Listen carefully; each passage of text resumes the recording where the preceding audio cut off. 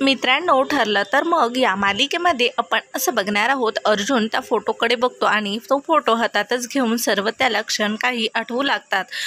कुणालसोबत जे काही त्याने क्षण घालवलेले असतात ते सर्व काही त्याला आठवू लागतात आणि तो खूपच नाराज होतो आणि तो नंतर तो फोटो बाजूला ठेवतो आणि त्याला नंतर साक्षी आणि चैतन्याला त्याने एकत्र बघितलं होतं आणि चैतन्याने त्याला कसं घराबाहेर काढलं, साक्षीच्या प्रेमापायी हे त्याला सर्व आठवतं आणि तो खूपच दुःखी होतो आणि म्हणत असतो की मी हे आता कसं सिद्ध करू. साक्षी ही चैतन्याचा सुद्धा जीव घेऊ शकते असं म्हणतच तो खूप नाराज होतो आणि विचार करू लागतो की मला चैतन्याला साक्षीच्या तावडीतून सोडवावंच लागेल. असं करत अर्जुनला मात्र काही कळत नसतं काय करावं. तर अर्जुन हा एसीचा टेम्परेचर हाय करतो आणि चैतन्याला मेसेज करत असतो की तू थोडं साक्षीपासून दूरच राहा, कारण आपल्या कुणालची गर्लफ्रेंड ही साक्षीच होती. असं टाईप करत असतानाच तिथे सायली येते आणि सायली बघते तर सायली रूममध्ये येते आणि एसीचं टेम्परेचर कमी करते आणि म्हणत असते काय हो, किती थंडगार रूम. तर सायली मात्र अर्जुनशी बोलत असते, पण अर्जुन मात्र त्याच्या विचारामध्येच असतो. तर सायलीला कळून चुकलेलं असतं की अर्जुन हा कोणत्या विचारामध्ये आहे. तर सायली ही मनाशीच विचार करते आणि अर्जुनशी म्हणत असते आपल्याला असं घाईत विचार करून चालणार नाही, घाईत निर्णय घेऊन चालणार नाही, आपल्याला शांतपणे जो काही निर्णय घ्यायचा तो घ्यावा लागेल असं म्हणत असते आणि म्हणत असते चला बरं तुम्ही जेवण करायला. तर अर्जुन म्हणत असतो नाही, मला रूममध्ये जेवण आणून दे. तर सायली ही रूममध्ये जेवण आणून देण्यासाठी जाते. सायली ठीक आहे असं म्हणते आणि तिथून निघून जाते. तर इकडे अर्जुन मात्र विचारामध्ये पडलेला असतो, काय करावं त्याला काहीही कळत नसतं. तर अर्जुन हा चैतन्याला कॉल करतो. तर चैतन्य हा बाईक चालवत असतो. चैतन्य अर्जुनचा फोन उचलून काहीही बोलत नसतो, पण अर्जुनच मात्र बोलत असतो आणि म्हणत असतो चैतन्य मला तुझ्याशी खूप महत्त्वाचं बोलायचं आहे, तू पटकन घरी ये असं म्हणत. तर चैतन्य म्हणत असते हे बघ अर्जुन, आपल्यामध्ये असं बोलायचं काहीही राहिलं नाही आहे. आणि चैतन्य म्हणत असतो की प्लीज मला तुझ्यासोबत वाद घालायचा नाही आहे, त्याच्यामुळे आपण न भेटलेलंच बरं. तर तिकडून अर्जुन खूप रिक्वेस्ट करत असतो आणि म्हणत असतो तू जर मला एखाद्या वेळेस जर तुझ्या मनामध्ये जर वाटत असेल मी खरा मित्र होतो, तर प्लीज मला एकदा भेटायला ये, तू जिथे म्हणशील तिथे मी तुला भेटायला येईल, तू सांग. तर चैतन्य म्हणत असतो नाही ठीक आहे, मी तुझ्या घरीच येतो, बाहेर भेटल्यापेक्षा मी तुझ्या घरीच येतो. तर हे ऐकून अर्जुनला थोडं बरं वाटतं आणि चैतन्य हा अर्जुनला भेटण्यासाठी तयार होतो. तर इकडे नागराज, प्रिया आणि साक्षी हे तिघीजणेही मैपतविषयी बोलत असतात. तर साक्षी म्हणू लागते चैतन्य मला थोडंसंही मोकळं सोडत नाही आणि मी कसं प्रयत्न करू आणि मी कसं सोडवू, मी कसं वकिलाशी बोलू असं साक्षी बोलत असते. तर नागराज म्हणत असतो तू एक काम कर, मला वकिलांचा फोन नंबर सेंड कर म्हणजे मी वकिलाला बोलू. मी मैपतच्या सुटकेसाठी प्रयत्न करतो आणि एकच आपली चाबी आहे ती म्हणजे मैपत, आणि कशी आणि कुठे वापरायची ते फक्त त्यालाच माहिती आहे. तर प्रिया ही नागराजकडे बघते आणि मनातल्या मनातच म्हणत असते नागोबा तू काय प्रयत्न करायचा ते कर, पण मी किल्लेदाराकडे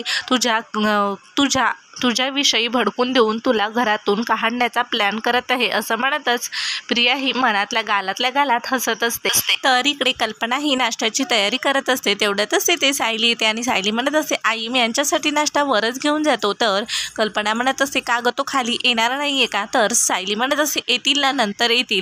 तर सायली ही अर्जुनसाठी नाश्ता घेऊन जाते असते. तर सायली ही मनातल्या मनात विचार करत हे खूप डिस्टर्ब आहे, तर मला यांचा मूड चांगला करावाच लागेल असं म्हणत सायली ही अर्जुनसाठी नाश्ता घेऊन जाते. तर इकडे चैतन्य हा घरी आलेला असतो आणि चैतन्य साक्षीला म्हणू लागतो ही बॅग माझी घरामध्ये ठेवू, मी एक आलंच महत्त्वाचं काम आहे माझं. तर साक्षी ही चैतन्याला परत विचारू लागते म्हणजे आहे तरी काय नेमकं तुझं काम, आत्ताशीच आलास ना बाहेरून. तर चैतन्य म्हणत असतो मला अर्जुनला भेटायचं, त्याचा कॉल आला होता, त्याला काहीतरी मला महत्त्वाचं सांगायचं. हे ऐकून साक्षी खूपच घाबरते आणि चैतन्याला म्हणत असते मी सुद्धा तुझ्या सोबत येणार. तर चैतन्य म्हणत असतो नको, परत तुझा तो अपमान करेल आणि परत वाद होईल. तर साक्षी म्हणत असते ठीक आहे, पण त्याने जर तुझा अपमान केला तर मला सहन होणार, तुला थोडासाही त्रास झाला तर मी ते खपून घेणार नाही आणि मला ते सहन होणार नाही असं साक्षी ही चैतन्याशी बोलत असते. तर चैतन्य म्हणत असतो, नाही साक्षी, कारण त्याने जर तुझा अपमान केला तर परत आमच्यामध्ये वाद होतील आणि ते मी पुन्हा सहन नाही करू शकणार. तर साक्षी मनातल्या मनात विचार करू लागते, या अर्जुनला माझ्याविषयी काही पुरावे तर सापडले नाही ना. असं करतच साक्षी ही चैतन्याकडे खूप आग्रह करत असते आणि चैतन्याचा नाईलाज होतो आणि साक्षी आणि चैतन्य हे दोघेजणी अर्जुनला भेटण्यासाठी निघतात. तर अर्जुन हा चैतन्याची खूपच वाट बघत असतो आणि अर्जुनला पुन्हा एकदा जुने क्षण आठवतात आणि कुणालने जे काही त्याच्या गर्लफ्रेंडविषयी सांगितलेलं असतं ते सर्व त्याला आठवतं आणि म्हणत असतो की खरंच ती खूप छान मुलगी आहे, तिला माझ्याकडे एवढा पैसा प्रॉपर्टी आहे, त्याला तिचं काहीही घेणं देणं नाही, ती माझ्यावर खूप प्रेम करते. तर चैतन्य म्हणत असतो, मग कधी भेटवणार आमच्या वहिनीला. तर कुणाल म्हणू लागतो, नक्कीच भेटवणार तुम्हाला. असं म्हणतच तेवढ्यातच कुणालला हा साक्षीचा फोन येतो आणि साक्षीचा फोन आल्याच्या नंतर कुणाल लगेच तिथून निघून जातो. पण कुणालने मात्र साक्षीविषयी काही त्याला जास्त सांगितलेलं नसतं. तर अर्जुन आणि चैतन्य हे दोघीजणी विचार करत असतात आणि म्हणत असतात, हा ज्या मुलीशी प्रेम करतो त्या मुलीशी तो सुखाने राहू देत. असं म्हणतच दोघीजणी खूप खुश असतात. आणि नंतर अर्जुन म्हणत असतो, ही साक्षी परत चैतन्याला सुद्धा फसवत आहे. असं म्हणतच अर्जुन खूपच वैतागतो आणि परत दरवाजाकडे बघत असतो आणि चैतन्याची वाट बघत असतो. तर सायली ही नाश्ता घेऊन आलेली असते. तर अर्जुनला वाटतं चैतन्यच असतो. तर अर्जुन हा दरवाजा उघडतो तर सायली असते. तर सायलीला विचारत असतो, कुणी आलं का खाली. तर सायली म्हणत असते, कुणी नाही, तुम्ही कुणी येणार होतं का. तर अर्जुन म्हणत असतो, हो, मी चैतन्याला इकडे बोलवलं आहे, आता मी सर्व काही त्याला खरं सांगणार आहे. तर सायली हे अर्जुनला म्हणत असते, अहो पण असा तडकाफडकी निर्णय घेऊन काही होणार नाही, संयमाने निर्णय घ्यावा लागेल. तुम्ही जर असं त्याला डायरेक्टलीच चैतन्य सरांना जर सांगितलं तर ते तुमच्यावर विश्वास ठेवतील का. तर अर्जुन म्हणत असतो, विश्वास न ठेवण्यासारखं काय आहे त्याच्यामध्ये, आपल्याला जसा फोटो बघून धक्का बसला तसा तोही विश्वास ठेवेल, त्याला डायरेक्टलीच मी तो फोटो दाखवणार आहे. असं अर्जुन म्हणत असतो आणि लगेच चैतन्याला फोन करायला सुरुवात करतो. तर सायली ही मनातल्या मनात विचार करू लागते, चैतन्य सर जर इकडे आले तर पुन्हा वाद होईल आणि हे प्रकरण पुन्हा जास्त चिघळेल. असं म्हणतच सायली ही मनातल्या मनात विचार करू लागते आणि मलाच काहीतरी करावं लागेल असं म्हणत असते. तर इकडे विमल ही सर्वांना नाश्ता वाढत असते. तर अस्मिता म्हणत असते, मला उपवास नाही आहे, मला पोहेच दे. तर तेवढ्यातच तिथे चैतन्य आणि साक्षी हे दोघेजणीही येतात. तर कल्पना ही चैतन्याला बघते आणि म्हणत असते, ये ना बाळा, आतमध्ये येत. पण त्याच्यासोबत साक्षी असल्यामुळे सर्वच जण खूपच नाराज होतात आणि त्यांना खूपच राग आलेला असतो. तर प्रतापही चैतन्याला आतमध्ये बोलवतो. तर चैतन्य म्हणत असतो, मला माहिती आहे तुम्हाला साक्षी नाही आवडत, पण माझं काम होतं त्याच्यामुळे मी इकडे.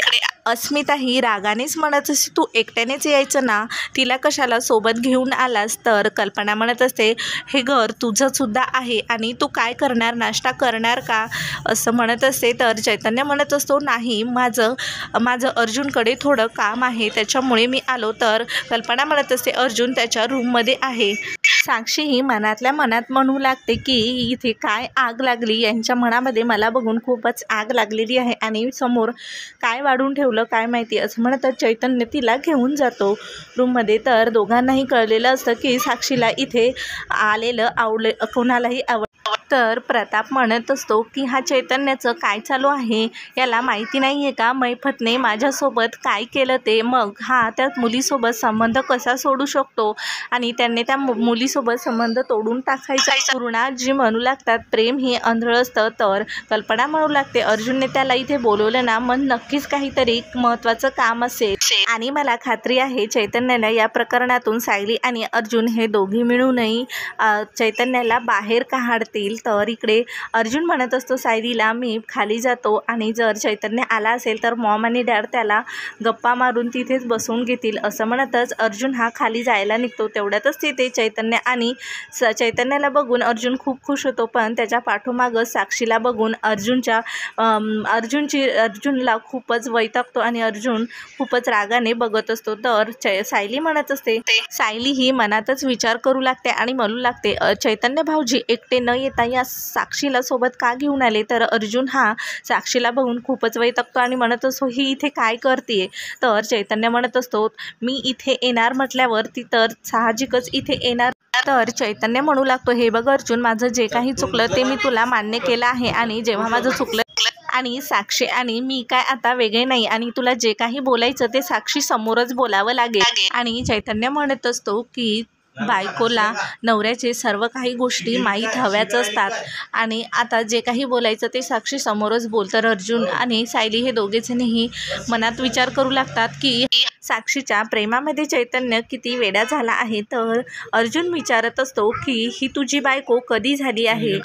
झाली नाही पण होणार आहे आणि ते पण मनाने सुद्धा आणि कायद्याने सुद्धा असं चिडूनच म्हणत असतो. तर अर्जुनला खूपच राग येत असतो. तर सायली मनातच म्हणत असते जर चैतन्य भाऊजी असंच बोलत राहिले तर यांना खूपच राग येईल आणि साक्षी समोर तर चैतन्य भाऊजीला काहीच त्या फोटोविषयी काही सांगावं लागणार नाही आणि जर सांगितलं तर हे प्रकरण खूपच चिघळेल.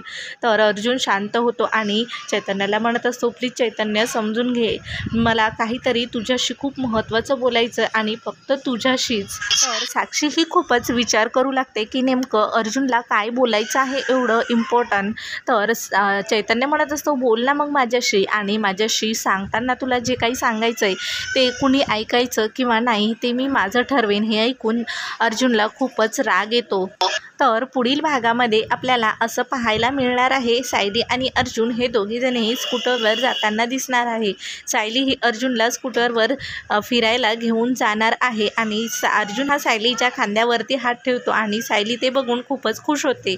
तर अशीच अपडेट बघण्यासाठी तुम्ही अजूनही आपल्या चॅनलला सबस्क्राईब नसेल केलं तर लगेच आपल्या चॅनलला सबस्क्राईब करा आणि तुम्हाला ही अपडेट कशी वाटली कमेंट करून मला नक्कीच सांगा.